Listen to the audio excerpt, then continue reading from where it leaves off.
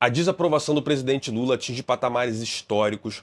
Para 56% dos brasileiros, esse governo não vai bem. Nunca antes na história deste presidente ele esteve tão impopular como ele está agora. E galera, não tenha dúvida, isso tem uma implicação grave na economia brasileira que deve acontecer daqui para frente. É sobre isso que a gente vai falar. A primeira coisa que vocês estão vendo aqui é um gráfico que mostra sobre essa evolução da popularidade ou da impopularidade do presidente. Percebe que no final do ano passado a coisa desandou completamente. A gente só vê o presidente ficando cada vez mais impopular, né? E isso é um reflexo de um fenômeno que eu falo aqui muito, da inflação. E por mais que tenha uma galera da direita falando, não, porra, o Postman ele maquia resultado, e pode ter uma coisa ou outra, ou a galera da esquerda, não, a carne subiu por um problema no gado, não subiu o café por causa de uma estiagem, por causa do aquecimento global, a gripe aviária.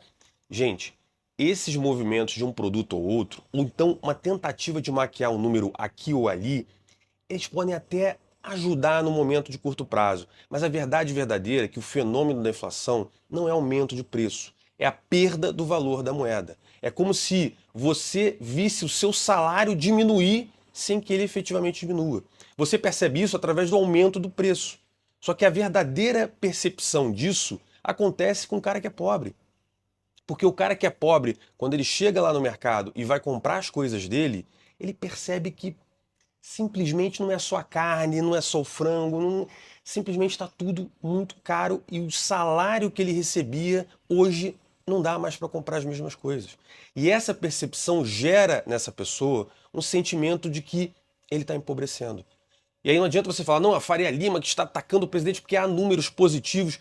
Galera, número positivo tem para um lado, tem para o outro. Na economia você tem muitas formas de você explicar através de números, né? Números não mentem, mas é possível mentir com números. Agora, tem algo que não esconde a verdade, que é a percepção da população, especialmente da população mais pobre. O cara que é mais pobre, que agora não está mais apoiando o Lula, não é o cara que entendeu que teve a abertura da curva de juros, ou que a Selic está no high, ou o pessoal está short em Lula. Não é isso. É o cara que está percebendo que a coisa não vai bem. E ele percebe isso através do dinheiro que ele recebe. Agora, qual é a implicação daqui para frente?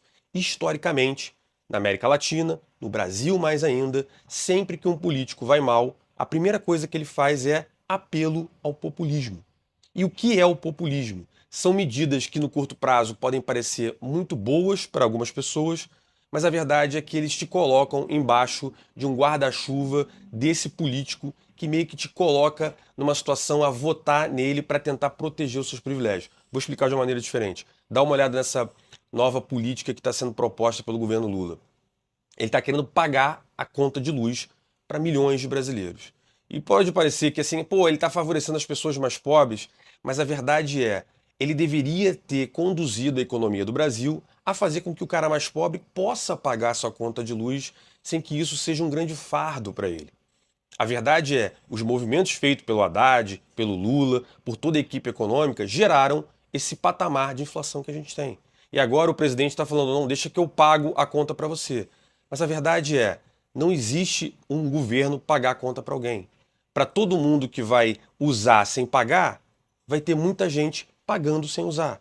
Ou seja, a conta de luz vai ficar caro para muita gente, para que outras pessoas não paguem. E aí essas pessoas vão se sentir, porra, privilegiadas pelo governo e vão falar, olha, na hora que for lá na urna, o presidente vai falar, se você não votar em mim, você vai ter que pagar a conta de luz.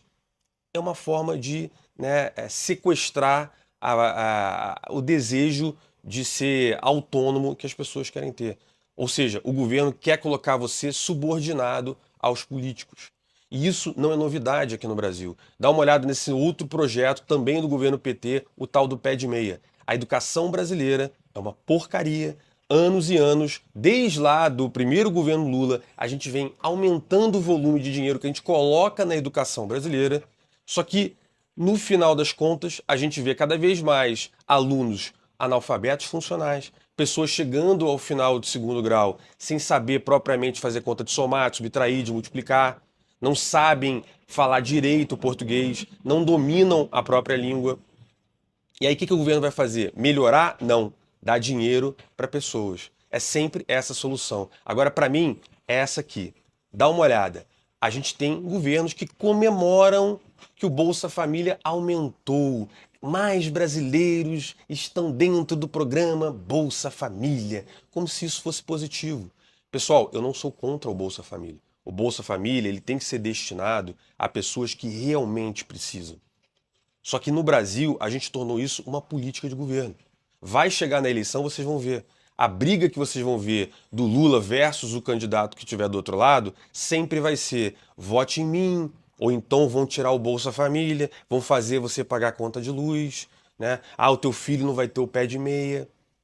Então nunca é uma discussão econômica. É sempre uma discussão de tentativa de compra de votos através desses projetos. E qual é o problema que a gente tem aqui? O Brasil está chegando numa situação falimentar. O próprio governo Lula está falando isso. Que em 2027 os gastos fixos do Estado brasileiro vão ser maiores do que a receita do governo. Significa dizer que só para rodar a máquina Brasil, você precisa de mais dinheiro do que o governo é capaz de arrecadar. E nessa situação, você entra num processo de endividamento de bola de neve.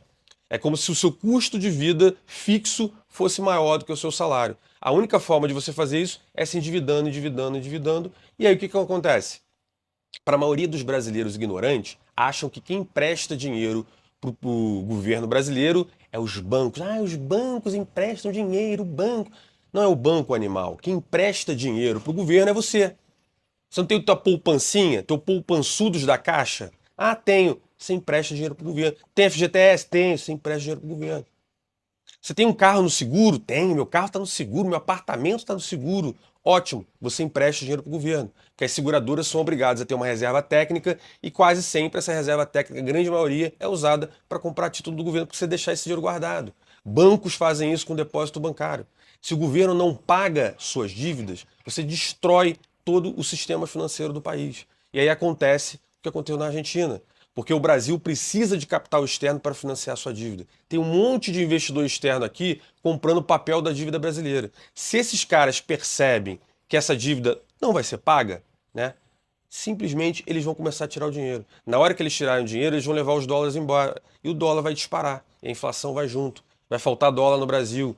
Essa é a receita que aconteceu na Argentina. E a Argentina precisou bater no fundo do poço, cavar mais um pouquinho, para agora com o Milei começar a voltar. E olha a dureza que é essa volta. Olha a dureza que é bater lá no fundo. E esse é o caminho que a gente está tendo. Porque todas essas medidas que vocês vão ver, que começa agora com essa da energia, do pé de meia, do aumento do Bolsa Família, é uma tentativa para aumentar a popularidade, mas que vai gerar um aumento absurdo no custo do Estado brasileiro. E qual é o político que vai chegar lá e vai tirar esses incentivos? Então, a possibilidade do Brasil se jogar ainda mais no fundo do poço. Aliás, no último vídeo que eu fiz, eu falei, o ano passado falava que o Brasil ia falir em 28. Agora o próprio governo fala que vai falir em 27. Será que com todos esses gastos sendo criados agora no governo, a gente vai falir antes? O ano que vem?